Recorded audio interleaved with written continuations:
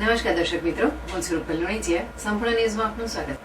ડીસા શહેર દક્ષિણ પોલીસે માદક પદાર્થ વિરોધી અભિયાન અંતર્ગત મહત્વની સફળતા મેળવી છે. પોલીસે ગંજીપુરા ગવાડી વિસ્તારમાંથી શાહરૂખભાઈ હનીભાઈ મકરાણીને 700 ગ્રામ ગાંજા સાથે પકડી પાડ્યો છે. પોલીસે આરોપી પાસેથી ₹7,000ની કિંમતનો ગાંજો, એક મોબાઈલ ફોન અને અન્ય દસ્તાવેજો મળીને કુલ ₹7,500નો મુદ્દામાલ જપ્ત કર્યો છે. પોલીસ મહાનિરીક્ષક સરહદી રેન્જ કચ્છ ભુજ અને બનાસકાંઠા જિલ્લાના પોલીસ અધિક્ષક અક્ષયરાજ મકવાણાએ માદક પદાર્થની હેરાફેરી અટકાવવા સૂચના આપી હતી.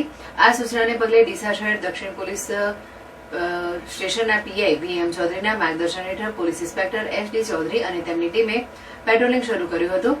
બાતમીના આધારે પોલીસને જાણવા મળ્યું હતું કે શાહરૂખભાઈ તેના ઘરે ગેરકાયદેસર રીતે ગાંજાનું વેચાણ કરી રહ્યો છે. પોલીસે તાત્કાલિક કાર્યવાહી કરી તેના રહેણાંક ઘરના આંગણામાંથી ગાંજો જપ્ત કર્યો હતો.